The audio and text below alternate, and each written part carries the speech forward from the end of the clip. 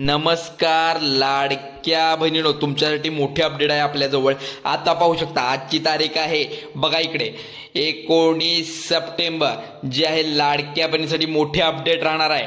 लाडकी बहीण योजनेचे लाभार्थी जे आहे त्यांची दरवर्षी या तारखेला ई-केवायसी होणार आहे। लक्षात ठेवायचं आहे लाडक्या बहिणींनो, तुमच्यासाठी मोठी अपडेट आहे बघा।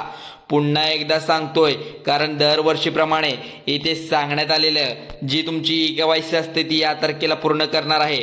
कारण की जे आपले सरकार आहे कशी करायची ई-केवायसी हे सुद्धा सांगणार आहे व्हिडिओच्या माध्यमातून। व्हिडिओच्या शेवटपर्यंत तुम्ही हा सर्व पाहायचं आहे कारण जी-आर हा आलेला आहे, बघू शकता इथे जी-आर हा आलेला आहे। त्यामुळे जराही न वेळ घालवता लाडक्या बहिणींनो तुमची ई-केवायसी अपडेट ही आलेली आहे। चला तर याचं महत्त्व पण तुम्हाला सांगणार आहे, जराही न वेळ घालवता व्हिडिओच्या शेवटपर्यंत थांबा।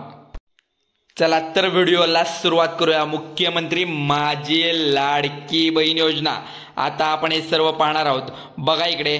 तर मुख्यमंत्री माझी लाडकी बहीण योजना ही जी आहे याच्या योजनेअंतर्गत पात्र लाडक्या बहिणी जे लाभार्थी असणार आहेत महिलांची पडताळणी आणि प्रमाणीकरण म्हणजेच करण्यासाठी ई-केवायसी माध्यमातून आधार कार्ड ऑथेंटिकेशन करण्यात येत आहे, मान्यता देण्यात आली बघा इकडे। जी सर्व डिटेल आपण या पत्रामध्ये पाहणार आहोत। नेमकं काय झालंय प्रस्तावना ते दिलेली आहे आपल्या इथं, बघूया कुठली प्रस्तावना आणि यात काय काय ठराविक मुद्दे दिले आहेत।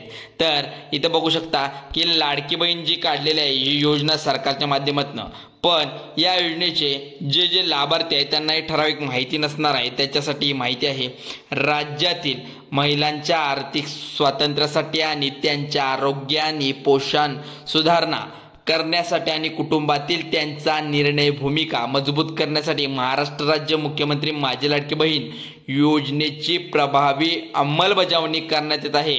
बघा सरकार पुन्हा एकदा दरवेळीप्रमाणे तुम्हाला सांगत आहे का आणि कशासाठी ही ई-केवायसी तुमच्यासाठीच आहे हे सांगतंय, कारण 10 वेळा तुम्हाला सांगून थकलेलं आहे सरकार हे। पहा इकडे तर ही योजनेची पात्रता लाभार्थ्यांनी महिलांना थेट लाभ हा हस्ताक्षराद्वारे म्हणजे डायरेक्ट बेनिफिट ऑफ ट्रान्सफर, दरवेळी मी या व्हिडिओमध्ये हा वाक्य म्हणत आहे जे आहे डीबीटी, तुमचे पैसे याद्वारे तुम्हाला मिळतात। डीबीटीची आर्थिक लाभार्थी रक्कम जमा करण्यात येते। पहा एकदा पुन्हा एकदा सांगतोय की लाडक्या बहिणीचे जे पैसे आहेत त्यासाठी ई-केवायसी डायरेक्ट बेनिफिटद्वारे हे पैसे येत असतात, त्यामुळे तुम्हाला ई-केवायसी करणे बंधनकारक आहे। बघा इकडे मुख्यमंत्री माझी लाडकी बहीण या योजनेअंतर्गत आधार, आर्थिक इतर अनुदाने, लाभ आणि सेवांचे लक्षित वितरण अधिनियम 2016च्या कलम जे 7 मधील तरतुदीच्या अनुषंगाने 1/8/24 अन्वये शासन अधिसूचित जे केले आहे ते सदर अधिसूचितेनुसार मुख्यमंत्री माझी लाडकी बहीण योजनेअंतर्गत लाभ घेण्यास पात्र असलेली व्यक्ती आधार क्रमांक बाळगत असल्याचा पुरावा सादर करेल किंवा आधार अधिप्रमाण करेल असे नमूद केलं आहे। म्हणजे जे तुमचा जो काही एक्झाम्पल इथं त्यांनी सांगितले, म्हणजे जे उदाहरण इथं दिलंय पहा, अनेकदा सांगतो जे लाडकी बहीण कोण असणार आहे, जे लाडक्या बहिणीचा लाभ कोण लाडकी बहीण घेत असणार आहे त्यांचं आधार कार्ड असणे गरजेचं आहे, कारण त्या अनुषंगानुसार 2014-2024च्या नुसार मुख्यमंत्री माझी लाडकी बहीण योजनेच्या अंतर्गत लाभ घेणार जे पात्र असणार आहेत त्या व्यक्तीचं आधार कार्ड बाळगणं, जवळ असणं, पुरावा सादर करणे असणं याचे डॉक्युमेंट तुम्हाला हवा आहे, कारण की खरंच ही व्यक्ती हा लाडक्या बहिणीचा लाभ घेते की आणखी कोण आहे याच्यावरून सर्व काही आधार कार्डच्या नंबरवरून समजत असतं। चला पुढची गोष्ट आपण बघूया आता। माननीय जे मुख्यमंत्री आपले आहेत राज्याचे त्यांनी आता काय म्हटलंय, माननीय मुख्यमंत्री मंडळाने घेतलेल्या निर्णयानुसार दरवर्षी जून महिना जो असतो योजनेतून लाभार्थ्यांची ई-केवायसी करायची आहे, म्हणजे दरवर्षी जूनला करतात, पण आता कालावधी पुढे ढकलल्यामुळे महिला व बालविकास मंत्री आदिताई तटकरे आहेत त्यांनी सब KUA मधून UDI ने नियुक्त केली आहे, म्हणजे त्यामुळे महिला व बालविकास विभागाकडून सदर योजनेअंतर्गत पात्र लाभार्थी महिलांची पडताळणी आणि प्रमाणीकरण करण्यास ई-केवायसी माध्यमातून आधार कार्ड ऑथेंटिकेशन करण्यात आलं आहे। आता पुन्हा एकदा सांगतो, कारण की ज्या महिला बालविकास विभागाकडून सदर योजनेचे पात्र लाभार्थी महिलांची पडताळणी ही ई-केवायसी मधून म्हणजे आधार ऑथेंटिकेशन म्हणजेच हे सगळ्यात महत्त्वाचं आहे, कुठेही गेलात तर तुम्हाला सरकारी योजनेमध्ये आधार ऑथेंटिकेशन गरजेचं असतं. याचं महत्त्व म्हणजे तुमच्या एका आधार कार्डच्या नंबरावरून तुमची सर्व डिटेल तुमच्यापर्यंत पोहोचवते. म्हणजे काय आहे तुमचा पॅसिव्ह इन्कम म्हणजे कुठला असू दे, जो तुम्हाला तुमच्या आधार कार्ड नंबरवरून सर्व काही तुमची डिटेल इथं समजू शकते. बघा इकडे तुमची पूर्ण म्हणजे तुमचं जे काय असणार आहे इन्कम सोर्स किती झाला असेल तुमच्या, म्हणजे आता समजा तुमच्या घरात कोण सरकारी नोकरीला असेल, आता नुसतं एक्झाम्पल म्हणून सांगत आहे मी तुम्हाला, जर त्याची इन्कम सर्व काही त्या आधार कार्डच्या नंबरवरून समजत असते. आता तेही पुढे आपण पाहणार आहोत नेमकं काय आहे यामध्ये. बघा इकडे KYC पोर्टल सुविधा उपलब्ध करून देणे, सदर योजनेच्या अंतर्गत पात्र लाभार्थी महिलांची ही यादी आपण आता पुढच्या पेजवर जाऊया. नेमकं काय आहे ते पडताळणी जे आहे, पडताळणी प्रमाणीकरण आणि KYC माध्यमातून आधार ऑथेंटिकेशन करण्याची बाबत शासनाने विचारधारा होती. पण आता इकडे बघा शासनाची परिपत्रक जे आलेलं आहे, तुम्ही पाहिले का कधी शासनाचं परिपत्रक हे अशा प्रमाणे दिलेलं आहे. बघा आता यामध्ये संपूर्ण डिटेल दिलं आहे, कारण की जराही काही चुकवलेलं नाही. तर बघा आता मुख्यमंत्री माझी लाडकी बहीण योजनेअंतर्गत पात्र ज्या बहिणी आहेत प्रमाणीकरण करण्यासाठी KYC माध्यमातून आधार ऑथेंटिकेशन करण्याची मान्यता देण्यात आली. पण मुख्यमंत्री माझी लाडकी बहीण योजना या योजनेच्या जे HDP आता लाडकी बहीण .in महाराष्ट्र.gov.in हे वेब पोर्टल जे आहे KYC सुविधा यावर उपलब्ध करून दिले आहेत. यामध्ये सांगण्यात येते जे पोर्टल आहे उपलब्ध करून देण्यात आले, यातून वेब पोर्टलवर जाऊन तुमची KYC बाबतची जी काय कारवाई म्हणजे कार्यवाही माहिती फ्लो चार्ट हे आम्ही खाली दाखवलेलं आहे, म्हणजे ह्याच्यामध्ये दिलेलं आहे GR मध्ये. ते पाहूया आपण आता. पात्र लाभार्थी महिलांची पडताळणी आणि प्रमाणीकरण चालू आर्थिक वर्षात परिपत्रकाच्या दिनांकानुसार 2 महिन्यात आत पूर्ण करणे बंधनकारक आहे. बघा 2 महिन्याचा कालावधी दिलेला आहे. हे करण्यासाठी आधार ऑथेंटिकेशन केलं नाही पुढील कार्यवाहीस पात्र राहतील की नाही याची नोंद घ्यावी.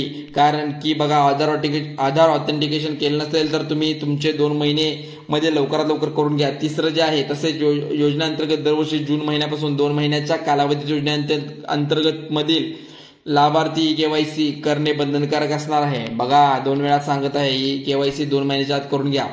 सदर शासन परिपत्रकानुसार www.maharashtra.in स्थलांतर उपलब्ध करून आला आहे. त्यातून सांकेतिक नंबर दिलेला आहे. बघा इथं काय असेल तर तुम्हाला बघा इकडे आता खाली जाऊया. जो फ्लो चार्ट दिलाय तो तर आता पाहावा लागणार आहे आपल्याला.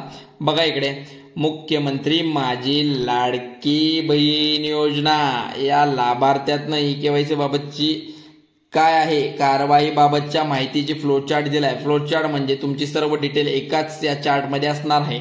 नेमकं काय आहे बघूया आता. चला तर आता इथे बघा परिशिष्टी म्हणजे मध्ये दाखवण्यात आलेले आहे. फ्लो चार्ट आहे समजून घ्या.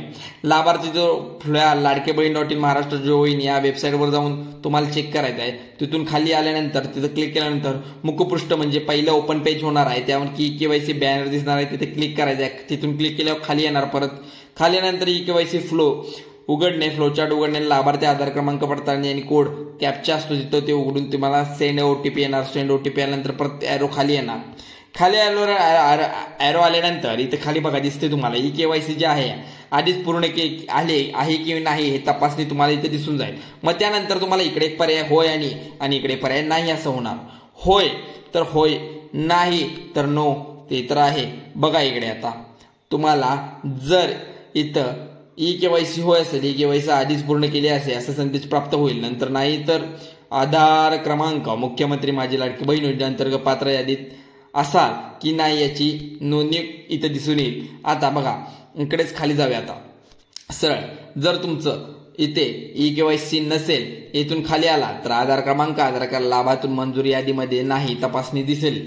पण ते होय आलं नंतर लाभार्थ्यांच्या आधार लिंकवर मोबाईलवरती प्राप्त OTP स्क्रीनवर मधून टाकून सबमिट करून इथं खाली जाईल. मग पुढचं पोर्टल म्हणजे पुढचं पेज उघडल्यानंतर त्यात इथे दिसणार आहे KYC पृष्ठावरील पती वडील आधार क्रमांक नमूद करून पडताळणी संकेत कोड कॅप्चावरून काढणार आहे. तर आधारित प्रमाणासाठी नमूद दर्शवते ते OTP येणार आहे. बघा तुमचे जो कोण वडील असतील पती असतील, मगाशी तुम्हाला सांगितलं आधार कार्ड नंबर किती महत्वाचा असतो. प्रत्येक आधार कार्ड नंबर हा महत्वाचा असतो, कारण की त्या आधार कार्ड नंबरवर तुमची सर्व काही डिटेल इथे दिसून येते.